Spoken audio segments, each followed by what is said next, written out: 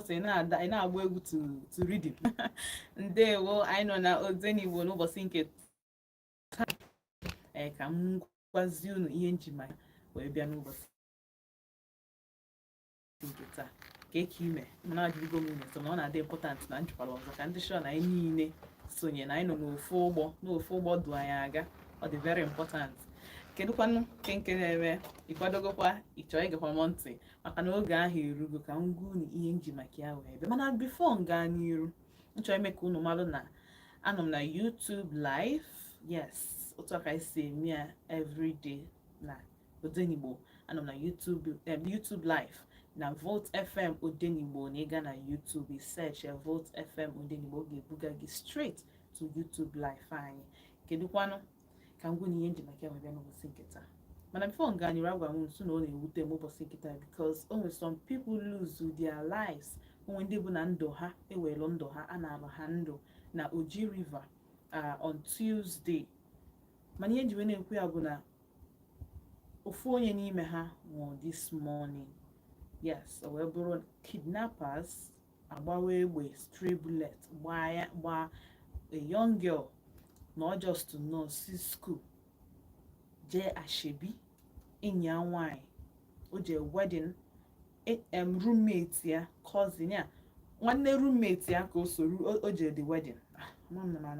Ya roommate ya nwere nwanne nwanyị na-eme wedding, so soro roommate ya jee the wedding n'Enugu a na-anazi on Tuesday. Ihe a wee mee eduru the girl. A sị na agba the girl egbe sef. Ọ dị amam na ọmakwụdị na agbara egbe na o budi the gunshot wee banyewe ime ọfịa ka ọ ka jezuo. N'ọgbedi tim benatazi ka arọshizi chọbazie ndị egbe metụta, ọ bụ na ọ nọ n'ime ọfịa, eduruzie ya wee gaba hospital. I mee ya surgery, but unfortunately this morning the girl when mee ya surgery, the surgery dey successful yesterday, as of yesterday, yeah, on Tuesday. So Wednesday emechara that Tuesday eme the surgery. Yesterday ọka nọ ịmago ruo this morning asị na ọnwụ. So ọ bụ ihe nwute na inwe ike just ka ije wedding ma ka ije somewhere na ị na-apụta ihe ịmahụ anya ihe gbasara ọrụ ọbọdị road accident agbakiri gị egbe. Asị na this period anyị ga-amazi ka anyị ga-esi gote bullet proof or bullet vest anyị ga na-eyi so that ụdị ihe a mebe. Amara m ihe a ga-akpọ ụdị ihe a. Ọ bụrụ a thing of joy na obere nwa nọ school future the bright. Ọ bụrụ otu a ka ndụ ya ga-esi wee gaa. Yes, because all the go of age, onye nọ year 3 abụrụzi obere nwa and o nwere right ịga ebe ọ na ọ chọrọ ịga so long as na ebe ahụ dị genuine and ọ bụrụ ihe nzuzo or something. So wedding senior just no now more like that.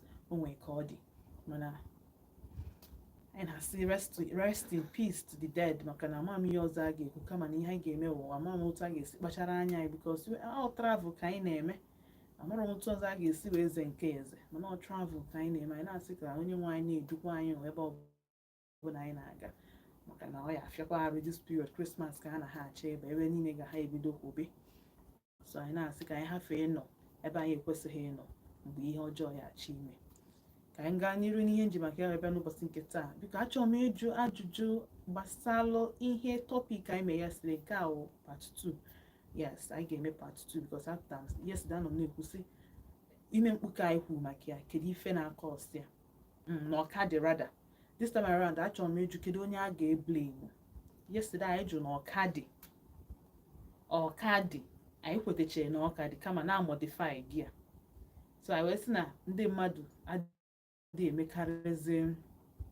adị ezeze ndụ before a na-eze ndụ ịchọ ime ihe anything ga-ebutere gị ime mkpuke ị na-eze ndụ a na-eze ndụ maka ya. O mekwanụ bịa a na-ezo nwata nwaanyị ahụ ezo. Anyị wee kwekọrịta na yesterday na adị ezozi ụmụ nwaanyị tụtara ime na outside wedlock na ịnọghọ be di wee tụta ime.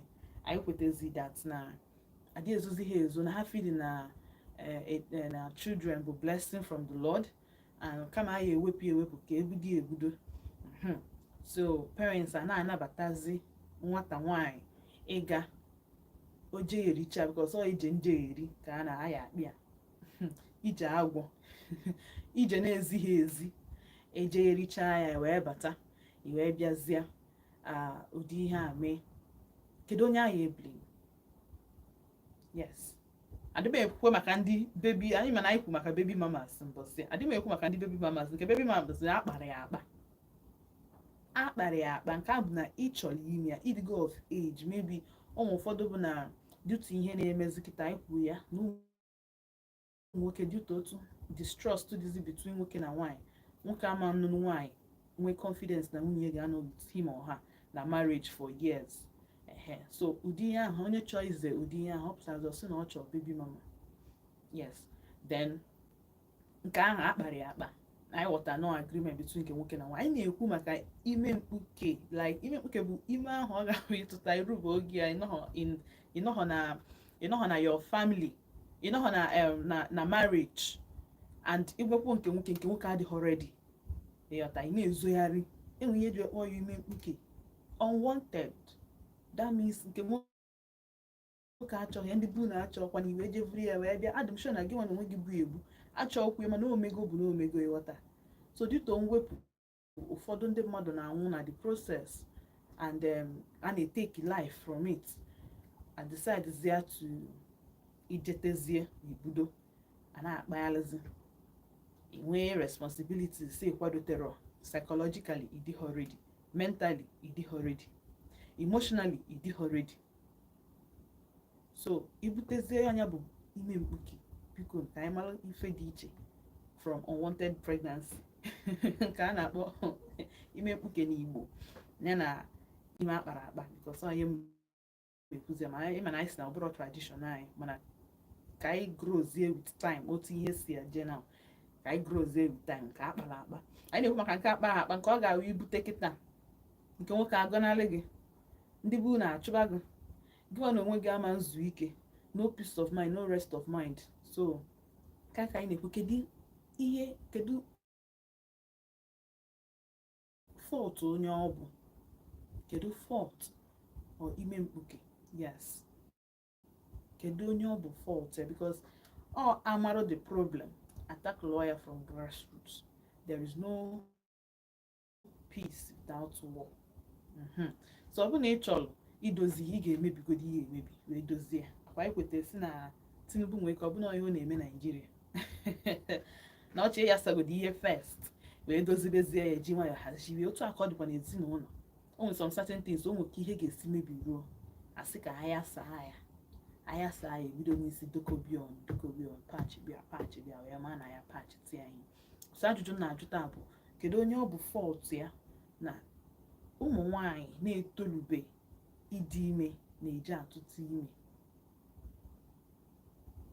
Anyị makwa ka ihe si gara ọnụ kịta. So onye ọrụ na ọ bụrụ onwe mmiri a na-akpọkọta ọsị gị na ọ bụrụkwa ma nwa na ndị mmadụ ga na-amụ nwa na ekọnọmi a, otu ọ bụ na ekọnọmi sikwa na-adị, anyị ga na-amụ nwa. So but nwa ya amụ na ekọnọmi ahụ nke plan because otu obodo dị kịta ka hapụ ikwu okwu, but ikwesịrị ịghọta ebe m na-aga. So ikwesịrị plan ọ bụ na gị na di gị nọ together.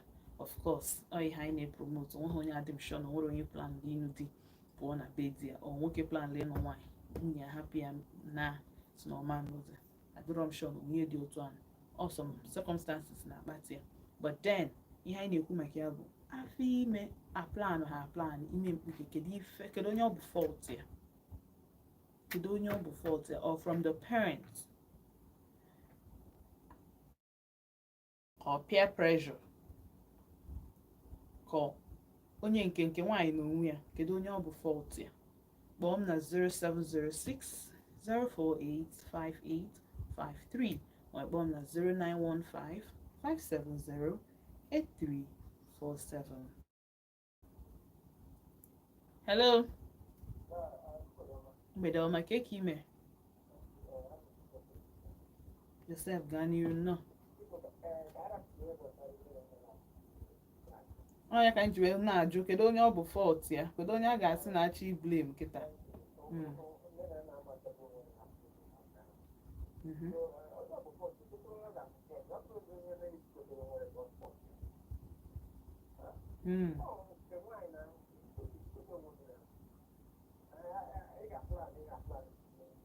Mm.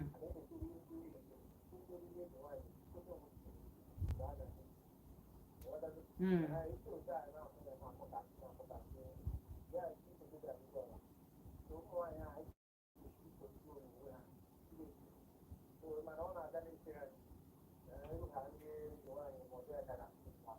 Mm.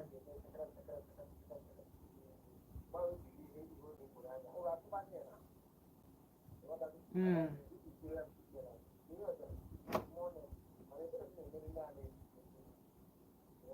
Mm.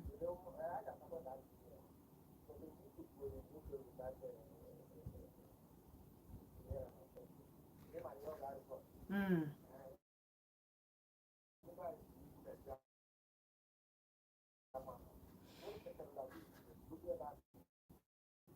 Ewu ama ntaji.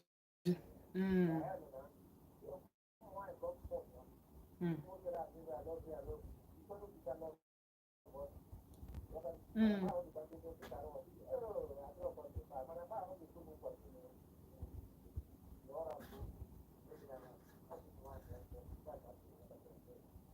Daalụ. Daalụ. All right, so now I'm going here. Joseph's not fault to why. Now let me can just to know grade here because all the people now what everyone say between the age or ages of woman's kita 15 years now Tuta Ime. So 15 to 19 or 20 kedu onye ọ bụ 40 apụgodo maka ndị nọ school ndị nke ahụ anụ akwụdo ndị nọ school onye megoro 18 years and above dị ready to take decisions according to don't worry once the 20 years cannot with the parents or naga school nor under the parents so can I grade ya from 15 to 20 because at 20 years I become old fashioned so on some certain things I'm agree some of you people but just kind of from 15 to 20 kedu onye ọ bụ force kedu onye ga blame at that time because at 20 that child ka the tender at 20 ogun ahụ ka the tender so kedu onye ga blame ka ha bụgodo ndị 20 and above ụfọdụ bi na ha ebizi na be parents ha ụfọdụ bụ na ha nọ na school ụfọdụ bụ na ha apụgoje chụọ akara aka ha ndị na-achọghị ịga school ndị na-amụ ọrụ yes but a na-ekwu maka 15 to 20 a girl child nọ na that age Tuta Ime kedu onye a ga-blame hello good evening Kedu Ime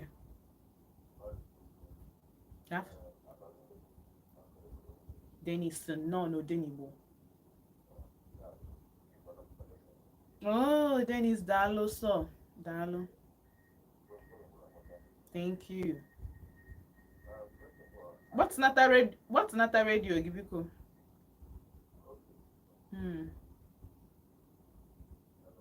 na-aga n'iru no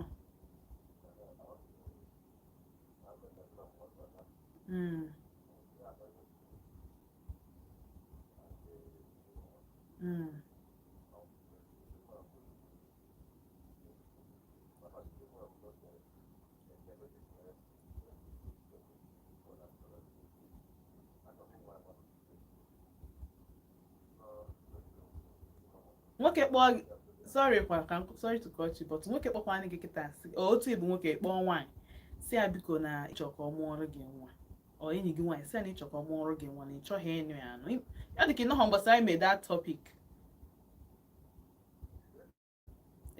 ị geghọ ntị mgbasa anyị made that topic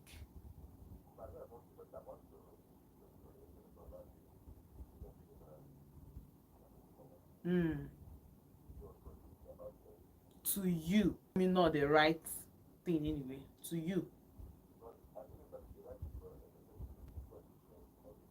exactly aghọtara m onye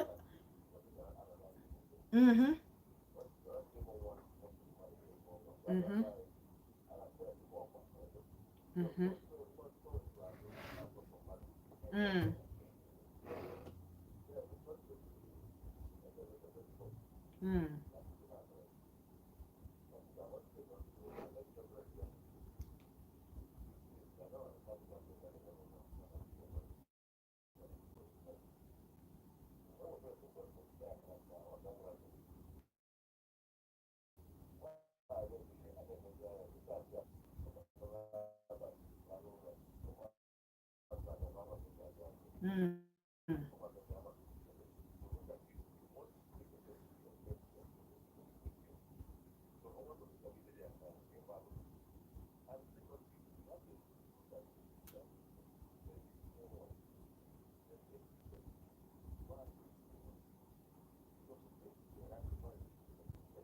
Mm.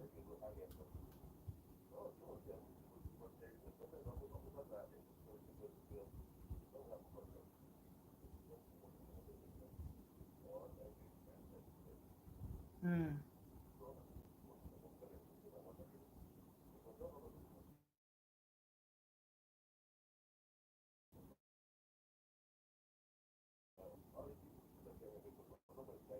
Mm.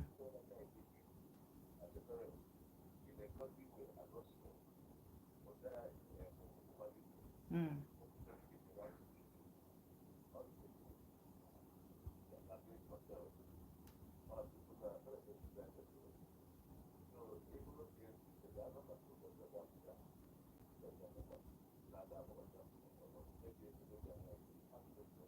Ebe o si weta dị ego.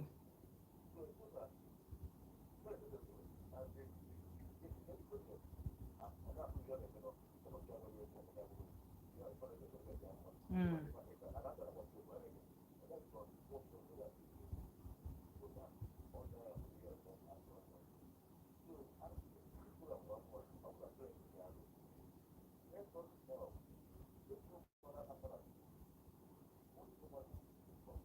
Yes.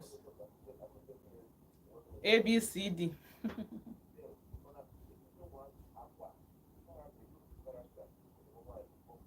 Mm.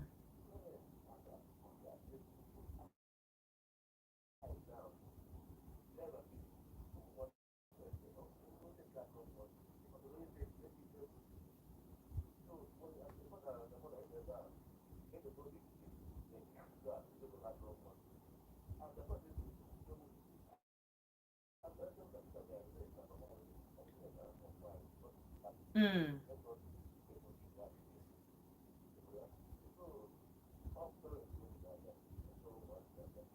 Mm.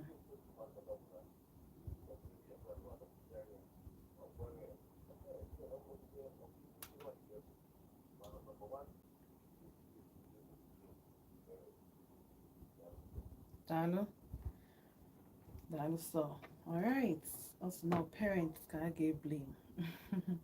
So gbadoro ka anyị na-aga n'ihu 0706 048 5853 0706 048 5853. Hello.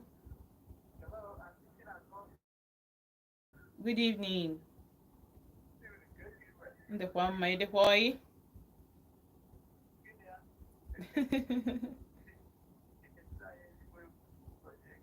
Daalụ, daalụ so. Eze nwata nnọọ. Mm.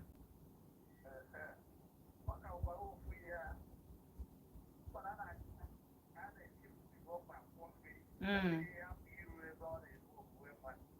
Yes.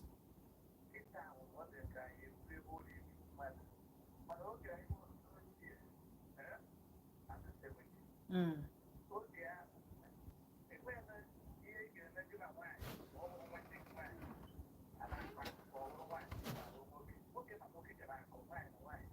Mm-hmm.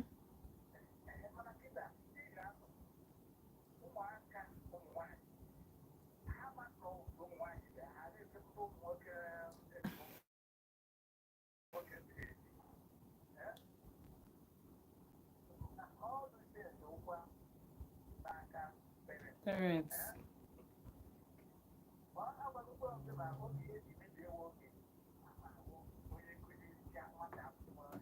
Mm.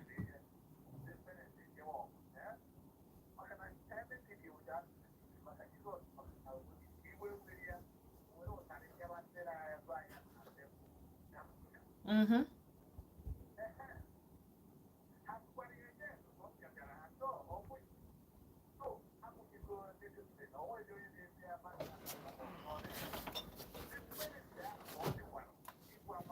Mm.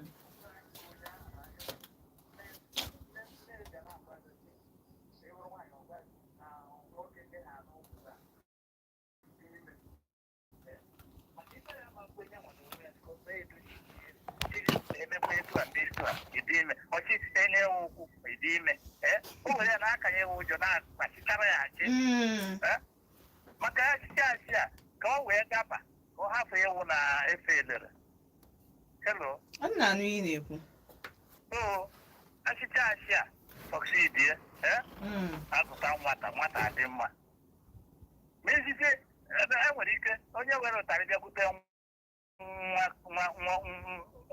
blọk bịakwute onye kụziere nwa ya ihe udekwara edi na etiri nwa ya ihe ọ dịrị edi ịkpara nwa ya mgba ọ bịakwa ọgụ so ihe na-emebi mebiri iji abịa n'ebe ọ na-eri mmadụ kịta so emechakwa enu gara na ọnwa onye si wepụ parents na ha ga-atagbu onwe ha ahụ kere onye ọ dịrị Chineke ọ ga-agbadata n'onwe ya mba ọ kwara parents ahụ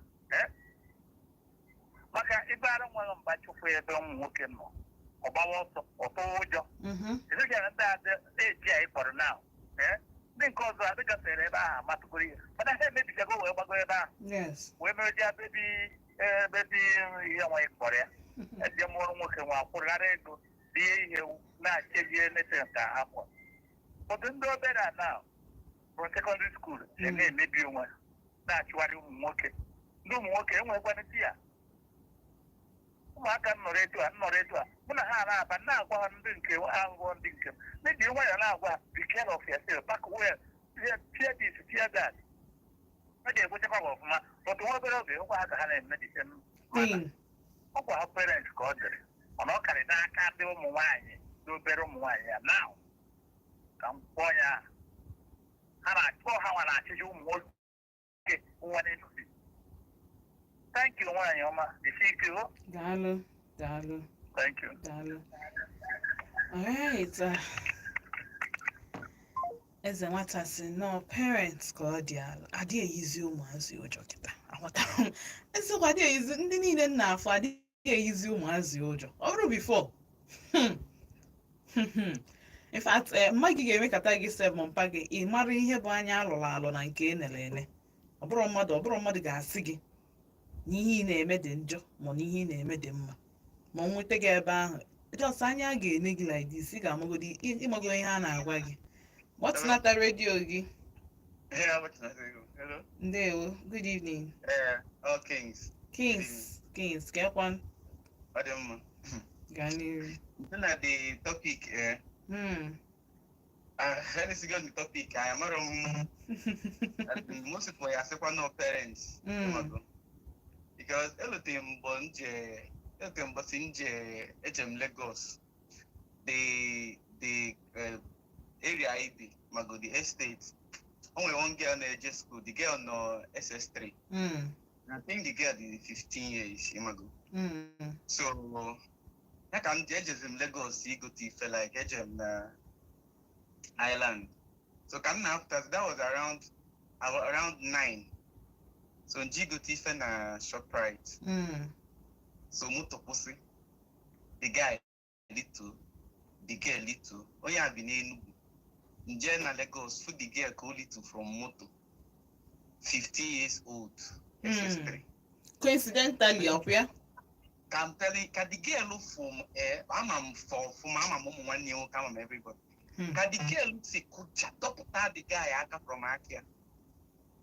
so they didn't like nagam no nga pelo papa no gideo nebe negozi pe mother at that time ike osim on king nse how you say make on mama di na imako nse how you say no the call amago mi ife meno nse no the call uncle osim mba and if I not call if I need pay attention ki we ife na men and then I just go na do it so the game is feeling we say ke ko na mezepa osim na ochigo iPhone 15 and the game bepere ọnụ na-agwa gị eziokwu na-ege ntị na ochigo iPhone 15 na-egie for the 400,000 hey na the guy si anya pịata na ọ yenye 400,000 na ọ ya no 1 week 16-year-old girl ka m na-agwa ife na ọ yenye ife na ife bụ ụzọ na-eche ekipụ ife nji ya bụ ịnọ secondary ọ bụ na ịnọ university aka masị na ịnọ na isi school jebe so ịnọ secondary school so gịnị ka ime ọ sị na ọ sị mamia afa na ojeko nke mamia na kada onwe obodo a na-abịa gafesi welu Lagos ofugo m obodo ahụ grandmother ya maka na the woman na so solo na the place nye grandmother ya phone ya na grandmother ya na mama pa kenesie osizia grandmother nyanwa na nyanwa ọ na-agwazi grandmother ya ya na ojo be gonwe once na oche nke oyi agiri na oya anata onwere ya kpọm grandmother ya to ask grandmother ya ebe ọ nọ so mama fa jụọ ọnya ọgwafa mama ife ọ na-agwafa nwesi 400,000 nwesi nsi na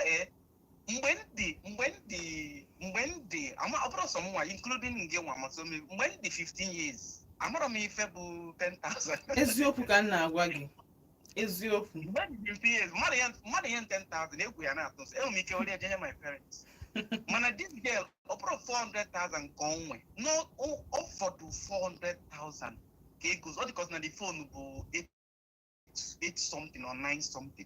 Onye di 15-year-old na-achị ya ọgwụọ 900,000 o jenye mmadụ onye fu. Hi! Like I was so shocked. Nsi the girl chere. So now this man here 400,000 o tinye n'ego fodo jenye mmadụ ibi onye phone. O si na ndị ọya niile enwesigo the phone. At age 15 oh. I'm telling you, osim okay, na ọ na-ayọ nka m nara ekwa parents here na the guy drop one ya ka ọ welu keke bịa na my house ọ lalụ echi ka ọ nabazie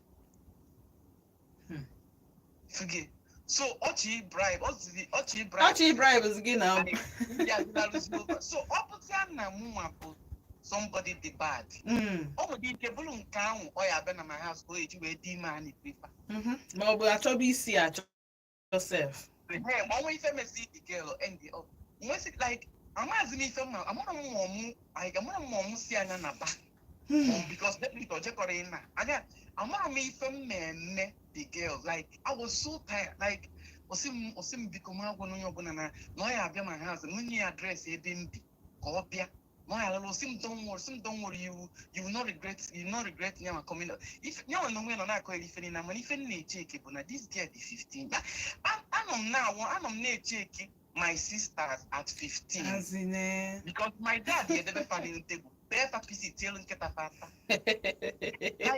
like if Nelo na say na the level age ya go most parents when the power even when the power of social media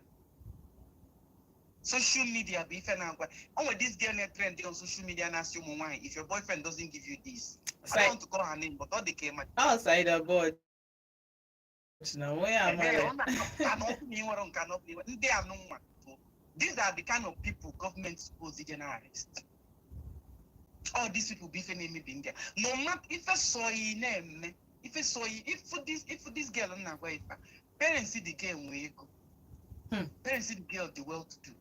So in the name that girl get and the can number come to their bank when I see na send the rose money like am I mad with it common that kind of person. You see and don't worry if the guy even point at that kind of guy I know with the 15-year-old. Even point at the guy the girl the 15 years. See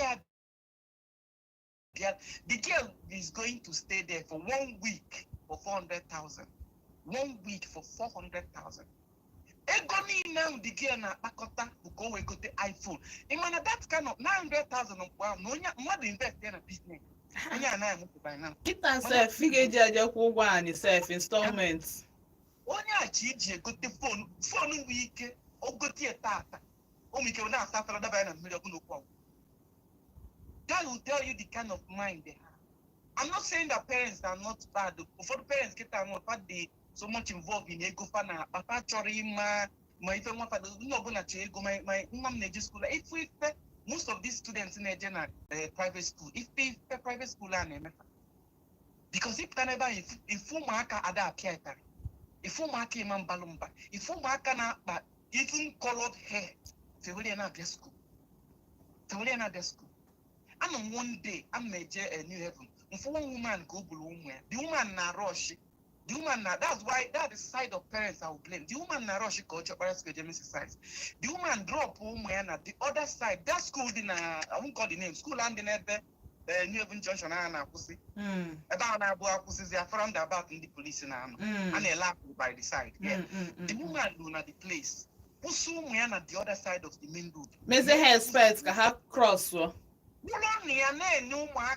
Umaka came on until 8 years. Mama Faku never live bomb, really short nika, different no jeme. One of the place now go from fire across Namutu. Instead of young we just talk. The woman who never bound, Umaka cross what the two. Stop so cross. I don't want I don't know about Ojabara Square. I'm telling you, and the one I'm not about square I want interest, yeah. I'm gonna ask how could baby on him. Interest, yeah. The reason no job square is there, waiting already. That's getting us. So what I said, let it wait the marker your future. Is this a far cross woman dude from the other side? Like far cross to 2 times. Cross in keys. Yeah. Cross one key, boy. Yeah, baby, Bisala Road now. That road now, the very busy. Fast cars. You see that those girls you see in school, not to now go mama. If I met mama will not pay attention. Open our way, can't say to the girls because of no can make a believe them if I can papa and pay. Factory total and 15 years. No, a normal thing.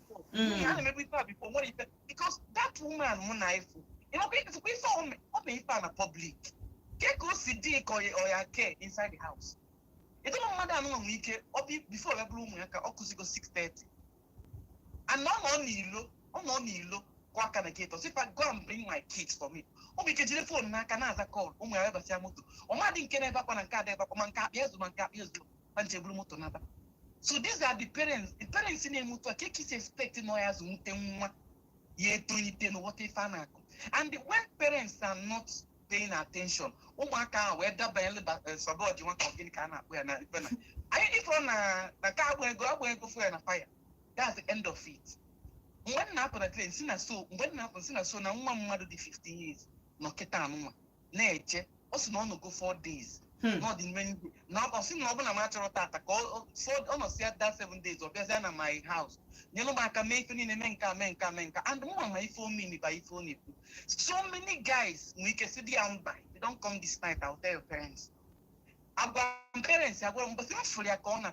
On get on 20 months. I say, Uncle, I shout, my sister got back. Go parents, parents from me get this guy no week. The girl we can send a Negwagi you will be report. And the parents here will say, it's okay. If I'm making it, because you okay. So how to stop this thing is these girls,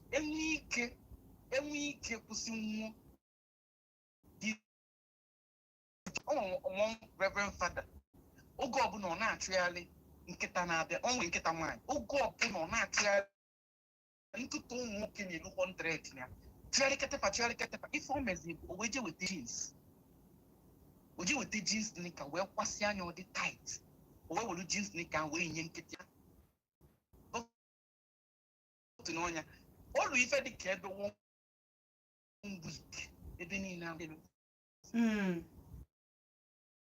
So open I akpọtanwu nwa like open I enwe ike kuzi nwolu nwa say no matter what man says in this life. And these fantasies fan enwe iPhone nke anwụ ife ni na fan enwe. Na ife ni da anụma you're too young you still get there. Ihe apụta ụmụ nwaanyị ndị going go na age aka anụrụ di. They are there looking if ụmụaka aka eruru elu. Umaka can funny so many things here now wonder if these people natural, what are they looking for? And parents don't need to get us saying on a chego. I'm saying on a check and even blame saying on a chego because of the country. Man put in with give my wine wait so on now full ye pay one thing. Ada to the buketa. Mugambu, he jung ketanuma, dinner your mother, ya in Puapo. One I person. Batana Bemada, Simbu Yerin. Mama Yaman soon sim, I call you noon. I'm telling you. That is the fun telling you. I am one day, you'll see a white gas in number. Or sorry, as number. Liam Willis. What they need, I'm gonna parents before, now Fafo obele nwa na-ema gị na mama anyị dị na n'ụzọ ofu obele nwa na-eme ajọ ife n'ụzọ ị na-ekwe ajọ ife ofu obele nwa na-eme ajọ ife ya na-anụ bụ eme ọkwa ife a nwa na-eme mkposi ya ọ na-anwa mkposi o tibeghị ife mkposi ya emedite ị na-asị ya nwa ife ya ka ya try so ụmụaka dị otu ahụ any the parents ndị a dịka parents anyị to train these kids ka egwu tụba and then ọ bụ na ya sanitize nwu social media ọ bụ na ya sanitize enwe like police ya na sanitize ụmụaka ụmụ nwaanyị anụ nwa amara ife mego fa na life ha ji wee dị so bitter a sanitize ya fafa kwụsị ife niile afa na-eme na social because ọma na encourage these girls that girl kita wee jichọ iPhone o nwere ife ọchị ije just ka ọ join ya the click ndị na-use iPhone 15 ka ọ join ndị na-use it. These are the reasons why ife niile a ji eme. And when you can sanitize, I'm not saying that parents do not have their own to play.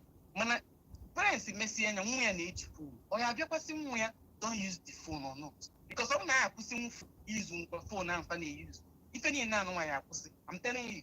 Oh yeah, slow down. Man, for kita. I'm not more na boga on a brother. I know one last thing and you like. I'm not most. My friend Chin or see the girl now if she doesn't get pregnant, that you will not marry her. So I'm not going to need phone. Man, sir. Man knew the girl until the girl. So the girl one woman now saying that everyone no issue, but now what of the guy just there, but the girl did. But eventually the girl did, and the guy married her. So that's the thing. Thank you. Dalo Kings. Okay, kids were at a lot of places on Mitraka. A lot of places the important and I dem sure not to give you away. Nina again, so at the end of the day, I got summarize the nini. I got summarize the nini. May your I get take you home. Mandible parents, so mandible upcoming parents, mandible yet to be parents. Upcoming parents mean a bundi put to bed 2 months ago, 3 months.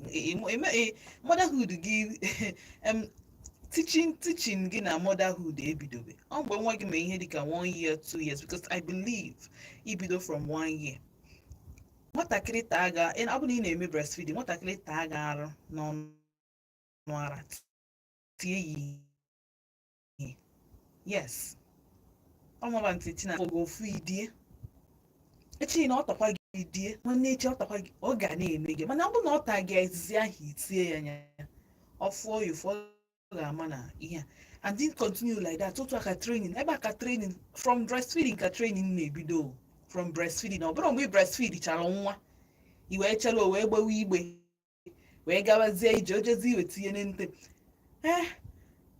Chinedu sema mpụta iya ọma ihe bụ na a na-eti nwe o nwere ike ocheje self da na onwe ya ka onwe gị ka ị na-agwụ so it starts from the time ị na-eme nwa gị breastfeeding simple ọ takwa na arụ gị ọrụ na Piam, ịtụkwa na alịa ya ọma ya mere adịrọ mma ọ chọkwa ime mbọsị ọzọ by the time o mere ya 2 or 3 times ite ya 2 or 3 times ahụ by the time ọ ya chi ime ọzọ brain ya ga-akpakọ ọnụ ọ ga-ama na hey yesterday mekwara ihe a na-eti m ihe so ka anyị na-agakwa n'iru nọmba ị ga-eju enweta mbụ 0706 048 5853 hello daalụ ka afọ gị na-eri isi akpọ m Dennis ịgbachiela azụ fon gị ka otu gaa n'iru nọ asị m ka nwere ohere a kene the last person for the person said it all and biko ọnwa azachara ya ka ntinye ka na ya tinye ụmụ nwoke na-anụ nwaanyị taa ya dị careful. Every woman, if a woman is not mature to be married, forget the fantasy, forget the beauty. Look for person they matured about by age, but by mind. Yes. Because Afro come must young 4 years. You can in a square, it's a full working day also. If I'm being say across a road. My sister, one day, and that responsible more than one. But our God is a merciful God. You know why he led them to be. I want that worthy, morally, Christian worthy to be a mother. So, I go from I had a gap for mother, and then you amaro. When you look at what is not playing the part. You as a man, take over. Because the children is your future life. Yes. That woman if we get you know a performance for. But your pride and everything woman is. So another advice is for men. A big go do. They should put their eyes how people guide them. If you see they're not doing that, more less attitude. Try to play that role. And with that, I don't really play. And with you doing that, God in His infinity will help you to guide the children. Thank you very much. Dalu Dennis. Because we're going to heaven helps those they help one over. Makana mana they falls from heaven. For you to get mana, you get error. Even a mana bunni. For you, if we get rikita, you get error. Each of them get 1 month. You get put in the work already. Whatever rider, you need already near. There are one easy way out. Ọ bụ na iche na emu ọnwa na-enwusigo ha jebezie ị ga-anara ụgwọ ọrịa at the end of the day because ụmụazị ka eburu ọ bụrụ ihe ọma ka ha bute ha ga-ebu ya nata n'ụlọ bụrụ ihe ọjọọ ha ga-ebu ya nata ha ncha ga na-ada gị n'isi so ọkama na ibido kịta choose your struggle chọọ ịta afụ kịta rie uru in the future ka ị chọrọ iri uru kịta tabazie afụ in the future mgbe ị nidiziri onye ga-ehelp ụmụazị ga-etolite ma na train ha ọfụma they will hate you as a parent. Maka na ha ma n'inwe role i kwesịrị play na their life mana i play ya ọ dị simple. Hello Hello, good evening, ma'am. good evening kekwan Adị m mma gị nwakwan. ndị mma daalụ ka afọ gị na ebe isi akpọ m Afọ m Mary. I'm calling from Maryland. Nelly from Maryland no oh Thank you. Isho ka nkele ọkwa Kings Bafia. Kings Second to last. yes Ya ka nkele ya. He really tried. Ife niile ka o kwụsị ọfụma. Then we na-ekele kwa gị ya. In fact, ya try ị na-akwasị mbọ ike. Na-asị isi ike. Well done, ma, okay? daalụ Ya try. Alright. Bye-bye. bye Bye-bye. oke ifugoni ya na adị m sure na o kwesịrị n'ihe Kings kwuo onye mere o jiri onwezi much to say cheta na ihe anyị na-ajụ bụ ime mkpuke dị na age 15 to 20 kedu onye a ga-eblame age 15 to 20 kedu onye a na-eblame or the parent ka nke nwaanyị jere ije jete credit ka a ya eblame maka na ha jụrụ eju mana gị zai treat n'ime mkpuke aka dị anyị kweta na ọ dị anọ ka bụkwa ọnọdụrọ mma ya taa tata anyị na-etretizi kedu onye a ga-eblame for such act or parents ka peer group ka onye jere ije na 0706 048 5853 ma kpọọ m na 0915 570 8347 0706 048 5853. Hello. Hello? Hello, good evening. Ka afọ gị na ebe isi akpọ m? Ndubuisi nnọọ daalụ. That group na-esokwa aka ọsụba. Because can you give myself the example? Nwa nwaanyị bịara school. Okay. You got that? So, after school, Pana kuzile ya ife do ya motia. So, although na tawa mo ya na no we be fa high je kan ko. So now we play that. We for the school authority. Ka ke ku ma ko pele na in the do that school. So, that's aramba. So from there, we the matter the county my second is a group make a question. Okay. And then the another school. I can look at them. Then a hotel. How is that? I just if I think about that on a hotel. So no, the key hour. Key at the end of the month. Look at them when it's Dalo. Oh, Dalo. The BC from Ubete. So. Cheta na ihe anyị na-ajụ n'ụbọchị nke taa bụ ime mkpuke dị n'etiti ụmụaka nwanyị 15 to 20 kedu onye ọ bụ fault ya kedu onye a ga-eblame ime mkpuke, especially nke ahụ ọ ga-awụ nke nwoke adịbe ready, parents kwan mana nwa ha erugo oge ịnụ di, then nke nwaanyị na onwe ya nwakwa na because kedu ka isi wee jee ije dị anya ịma na ọ dịrọ mma, kedu onye a ga-eblame, onye ka ọ bụ fault ya? Achọbeghị m ikwu okwu maka nkwuba okwu n'ihe a, ụfọdụ n'ime unu ama like m. Hello. Hello, good evening, ma. Good evening. Kekwan? Ọ dị mma. Ka afọ gị na ebe isi akpọ m? Afọ m bụ Miss Favor Gonwa Ugo. Esi m Ugo aja akpọ. Favor Ugomma Ugo, daalụ nnọọ. Ọma. Biko obere ihe m nwere ike itinye na ihe ụmụnne m kwugere, especially that man kwuru okwu maka onye si Lagos. Kings. Ihe m nwere ike ikwunye that ụwa echefugo Chineke, anyị echego Jizọs azụ. Because ọ bụrụgodo na Baịbụl si na ọ bụrụ na Chineke echeghị obodo n'efu ka ndị nche na-adọgbu uwe. So ebe ọ bụ na anyị chere Chineke azụ, ọ ihe ọbụla anyị fụrụ ka anyị ga-ejide. Because enwere ndị nọ na chọọchị, ụmụ agbọghọ, ụmụazụ na-abụ, I think na erichabe 15 years. Ihe ha these children dị busy na discourse bụ fim, new film pụtara ọfụ ha ga-eje gbanye, a ga-agba ihe ha kiri.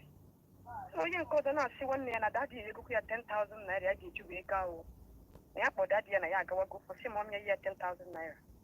So some parents macha ihe ụmụazị ha na-eme.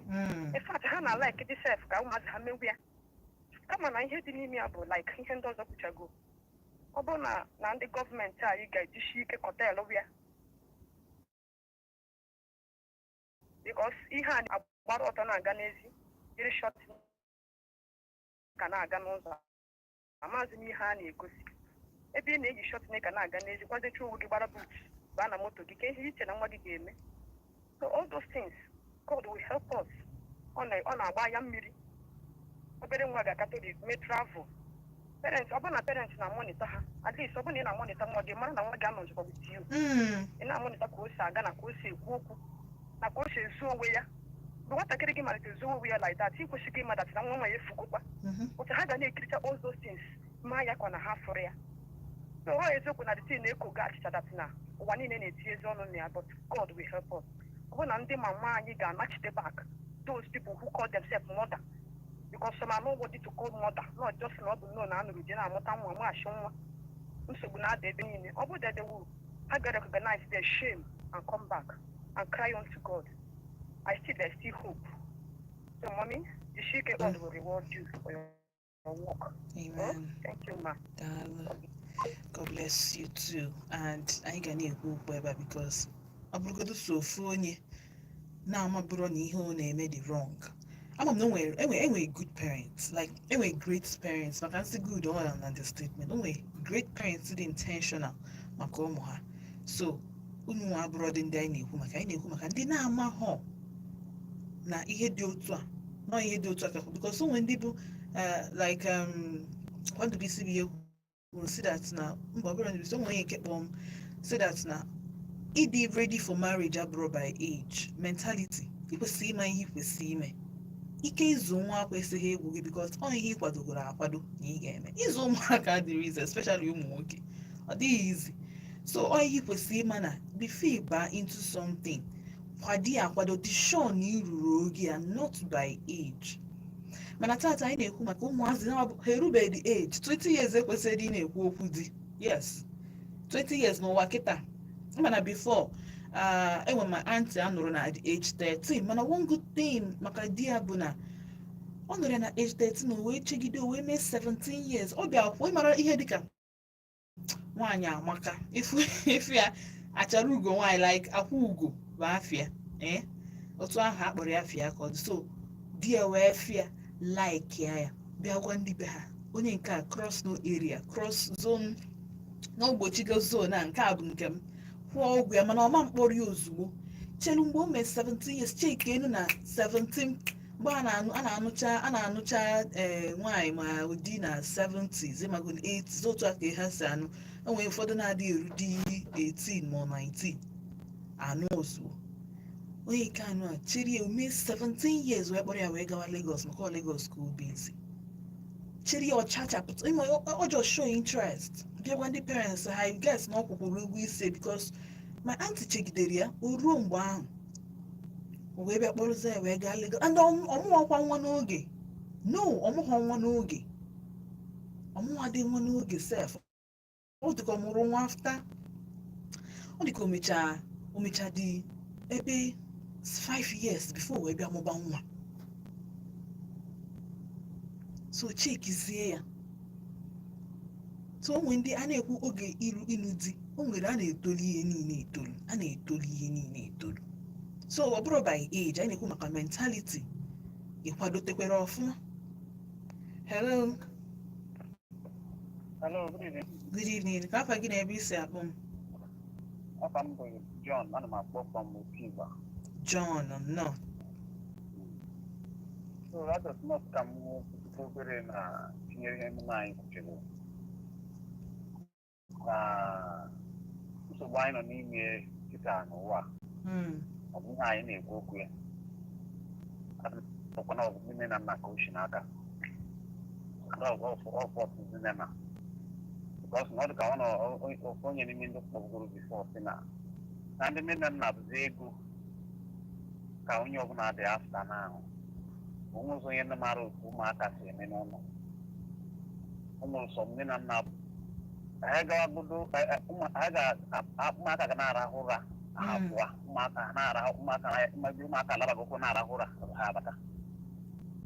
O nwere ụmụaka bata gaa skuul bata onwere onye na-ajụ ha onye ha ga-afụ like eji makwa obi nwee freedom ịgwa nne na nna ha ịgwa nne na nna ha lekwa maọbụ taịm nwee taịm nne na ihe na ịkpakọrịta ajụcha ha sọma ajụjụ and ihe ndị ọzọ ụmụaka nwegodo ihe mebi ihe na-abụghị na-akụziri ihe ha bidogoro medu mmadụ bido gwa ha bikos mgbe ị nọrọ around ihe nwere onye ha ga-akọrọ ihe nwere otu ha ga-esi kọrọ gị onye kwa onye ha ga-akọrọ mebi friend maọbụ ihe ndị ọrụ nwere ike ọ ma-agwa ya ego nwa nne ha maọbụ nna ha kwesịrị ịgwa ha so na ihe m na-ekwu na nkeke bụ na ndị nne na nna ego ka onye ọbụla dị na-achọ n'ụzọ onye bịa chọrọ ime anya otu ụmụaka esi eme otu ọbụla ha na-eme a na ụmụaka nọzụ nwa ha ụmụaka jiri aka ha na-azụ ikwu ha na-asị gị na ntikwuru ihe na-azụ nwa ọ dị ka ihe na-anwa nkwuru ka ekwuchere na ọ eziokwu yes ekwenyekwuru m na Chineke bụ na Chukwu echere obodo na onye nche na-echere efu mana onye nche kwesịgodoro iche na Chineke amachi n'ilu gbadataba ihe niile ahụ nọ mgbe ị mere nke ahụ kwesịrị ime then ijiri ekpere baka ya ọ Chineke enyere gị aka bọsụ n'ime ego nke ị kwesịrị ime so onye m na-arịọkwa ma ihe m na-ekwu bụ ka ndị nne na nna anyị ka ha bilie rụwa ọrụ ha kwesịrị ịrụ ọ ile anya n'obodo anyị ka anyị nwakọta n'obodo respekt adịrọzi ada akwanyezi ụmụaka ada akwanyeziri okenye ugwu adịrọzi nwere mara igbu abụ dị mkpa sile na ịchọrọ ịkọrekt nwatakịrị otobisi shon bak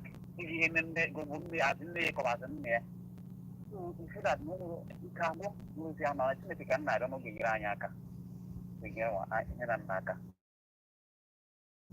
anyị na-arụkwa ya ka ha jisi ike mee nke ha kwesịrị ime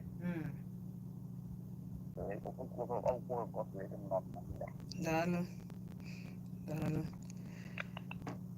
respect ọ ya mere obere nwa ga-eji hapụ be nne ya gaa jee ije dị anya jee ya for long the parents ama mma ọ lack of respect ga-eme a child ọ ga-eji wee kaa obi mee some certain things ọ chọrọ ime without ịsa anya na ndị be ha nọkwa ya kedu ihe ndị be anyị ga-ekwu ụdị ihe a na okwesị ka akwụkwọ ihe m chọrọ ikwu kịta parents ibido ha n'oge kịta yiwe ụmụ gị ụjọ gwaba ha kwefuo gị n'ụlọ a mụ na gị mechacha ife ọkwa ifo gị n'ụlọ a iweta ịtarị nso a na-apịa onye dị 22 years ịtarị ọ kọrọ adị aka onye karịrị ya ihe ebido n'oge nkwụsịkwa na ị ga-ebido n'oge meaning from the time of breastfeeding ihe ebido na ogu ụmụazị kịta na-adịzi 2 years ekwu okwu. Mụ na gị na-abụ na gwa na-ege m ntị na ibido na 2 years kwuba okwu. Ọkwa m na-ekwu abakwa dada, mama, nna ekwu fada, mother, bịa, mama Nkechi, ife obere nwa ọ na-asị gị, ọ na-asụrụ gị oyibo, correct English with verbs ebe o kwesịrị ịdị, compose ọrụ gị ezigbote sentence otu o kwesịrị ịdị. So na-ajụzi gị si ọ pụtalụ na ịmahụ na ụmụazị anyị ga-ebido n'oge. Anything ime n'iru nwa gị ọ ga-ebu ya otu a pịa pụọ ọ masta gị anyị isi. And ọ bụrụ na ịdịrọ sensitive na nwa gị nwee ka o si react to certain things, ịma correct nwe ya. And otu isi ha correct ya otu akọ ga-esi buru ya pụọ bifo imeri ọmarị ahụ. Onye iwe parents 9 o'clock ị ka nọ n'ilu, like nwa gị fokepụ from morning wee ruo 9. Nne na nna nwere onye na-anọ n'ụlọ, ọ bụrụ na ọlụ ka ijere, ọ bụrụ na ị na-apụ na nwa gị si nwa gị nekwa ebe ị na-aga dị genuine. As a parent, ụmụ ụfọdụ asị ya na ị ga na-apụ apụ asịkwa mba, being a parent kwesịghị ịdọ, ị ga na-eji ụwa mgbede. A na-asị unu ji ụwa mgbede, mana ịchọ iji ụwa mgbede natagodo n'ụlọ, ruo ụlọ, mee ihe kwesịrị ime, fụ ụmụ gị anya, make sure na iseti ịbụ na adult. Nwere mgbe ije school run ọnọngwa drop ụmụazị ebe 7:30 ịpụ, ụmụazị ama mfụzi gị till 11 p.m. Gịnwa na onwe gị onye kwesịrị, onwezi onye na-asị ụmụazị ya ka eke si aga, onwezi onye na-ajụ ha na-abatakwa abata n'ụlọ ka na-apụ apụ. Gị nwee tinye isi n'ọfịa. Kedu ihe mere nwa gị ama nji disrespect ya gị tinye isi n'ọfịa? Kedu ihe mee? Akwa ị na-aghọta? Ịghọtara ebe esi abịa? Onye mere nwa gị ga-eji wee pụọ for hours. One good week, nwa 15 years dịka kwuke isi si wepụ, kedu ebe o jere for 1 week? Na wonder kedu asị that child si parents ya ha dị comfortable, dị relaxed. Ebe ahụ ha sigoro gị na ha ọ na-eje isi ọ dị ka ịkpọ marakwa na nwa gị a na ebe ahụ. Apụtasị na ụmụazị na-efu n'afọ body parts nka nwaanyị ma nji na-afụ body parts ebe gị nwa na onwe gị bụ their guardian angel, their guardian, anaghị aga adị ha ọfụma. Ha ga-efu ụzọ, bụrụ rocket science. So enwe gị jechazie echi niile ọtụtụ ime iwe wee gị echụpụ ya n'ụlọ, because sideboard anyị na ha ekwu maka ya na ihe mere this girl ji wee dị otu a bụ na ọ tụtala ime. Yes, ndị be ha chụọ ya n'ụlọ. So the girl made mistake, you made wrong. Parents ya kwesịrị ịbụ an adult mekwata mistake, lenu mistake nwa ha megoro eme, at the end of the day nwa ha bụrụ street. Ọ gwa gị na nwoke na talking stage na nwoke kwesịrị inyegodi ya 500,000 because not 200, because again anụkwa na alụm na-achịsa ọchị si na ihe adịghị realistic. Ihe nje si na ọdịghị ya nwe na onwe ya was lying. Ya wee zigbasị ụmụ nwoke na-ege m ntị na ama m na nwe ndị odogus ndị bụ na asị na nwoke na-eme ihe na ndị mmekasị. Kedu nwaanyị gị na ya ga-anọ na talking stage nye ya 200 ma 500,000? Ịma na ihe na-eme adịghị legit. Ọ dịghị realistic. To me, ọ dịghị realistic. I can understand we spend the 200,000 na isi enyi gị nwaanyị ma nwunye gị onye gị ya matago. Anyị na-agwa gị talking stage. So if na ndị anụ na social media na-mislead our children, and as a parent, ọ bụrụ na ime anything in the future, ha ga-corrupt the next generation. Sanitization one anyị na-ekwuzi maka ya, we cannot sanitize again maka na ụmụazị kwesịrị ịgwa okwu. Ikwesịrị ibido n'oge gwawa okwu, amụwago ụmụaka, and they cannot make correction because you cannot give what you don't have. Ọ bụrụ na ị ga-akụzinwuru obere nwa ihe, you can't teach a child. Ịma nkụzinwuru a child, ọ bụghị rocket science. Ịzụha nwa gị na-eme nwa expect ka nwa gị zụọ your grandchildren. How? It takes the grace of God. For ndị Chukwu chọọ imele ebere, maka asị na onye Chukwu chọọ imele ebere ka o emele, onye mmemere ebere ka mmemele ebere. So it takes the grace of God. Onye ka eji asị gị mee nke ị ga-eme, hapụzia the rest for God. Ịma chịkọ aka chịkọ okwu na-eme expect ka mana fall off from heaven. Ka m pick kwuo one more call ka ịma na ị ga-eje break. 0706-048-5853 0706-048-5853. Kpọọ m ka anyị malụ onye a ga-eblame for ịtụta ime mkpuke, unwanted pregnancy. Kedu onye a ga-blame for it? Hello? Hello? Hello, Auntie Chinaza. Good evening. Kedu Ime? Okay. What's not a radio?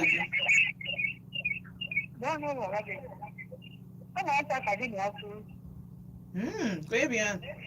I also itinye ọnụ n'okwu. Ngwan. Ya just come afia na ebe o si akpa anyị. Good evening. Good evening. Ka afa gị na ebe i si akpa anyị? I'm Gabriel News. Gabriel, ka ebe ị nọ? From Enugu. All right. Gaa n'iru nnọọ.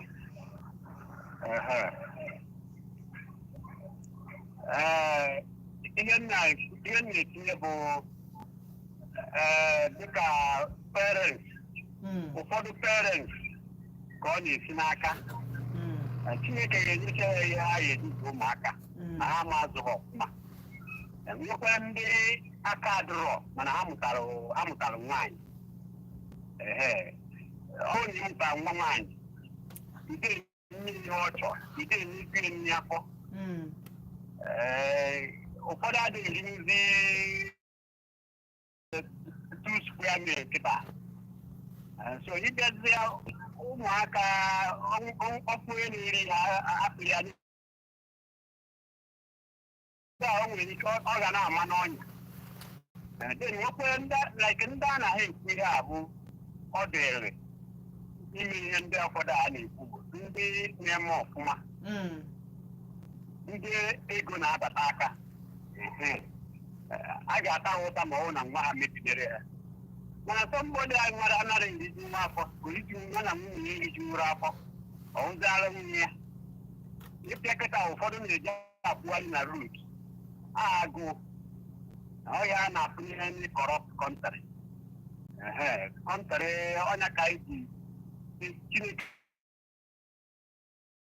amamihe ọ ga-eji wee zụ ndị nke ya. Onye ọbụla ya abanye n'ọchịchị ọbụla ga-ebu ndị ọ na-achị n'obi. Like now, ọ bụrụ na mmadụ na-arụ ọrụ oyibo, onye di na nwunye ya na-arụ ọrụ oyibo, ejide di ya ụgwọ, jide nwunye ya ụgwọ, kedu ihe ụmụaka ya ga-eme? Agụgụ ha gịnị ka ha ga-eme? Nkezi ka ọ mụtara ụmụ agbọghọ. Ụfọdụ bi na one room, amụta agbọghọ 5, agbọghọ 3, agbọghọ 4, ha nke bi na one room. Kedu ọhụrụ nsogbu ka ọ bụ? So akwa a na-ekwu maka ndị ọchịchị, a na-enyere ndị mmadụ aka, ha na-eme ka ihe na-adịtụrụ ndị mmadụ mfe. Chineke na-ala ike ya. A ga na-agwatụkwa ha ezigbo onye ọchịchị amaka. Ebe ọ bụla ị nọ, ọtọkwa ya wụ na skuul, ị ga-abụ ezigbo onye ọchịchị. Ọ bụrụ na ụmụnna, ị ga-abụ ezigbo onye ọchịchị. Ọ bụrụ na obodo gị, ị ga-abụ ebe ọ bụla ị nọ n'ọchịchị, ị ga na-eme ọkụ, ị ga na-eche maka ọdịmma ndị nke gị. Tụọ ihe ntị ka ntinye. Daalụ.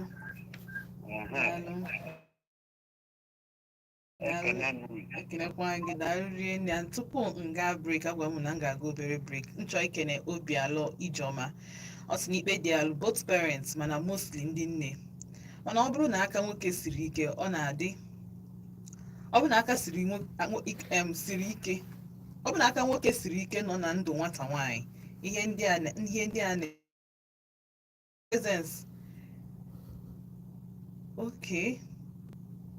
Okay, so na ọ bụ na nwata nwaanyị n'ụdị ihe a mee na ọ na-adị mma inwe nwoke ọ na-eje anara advice maka ime mistake. Also, a lot of Nigerian homes shy away from this topic, which is true, and na-echezozi na the upcoming generation need ya. Obialọ Ijeọma, daalụ sọ dịarịrị nne maka meseji gị na YouTube.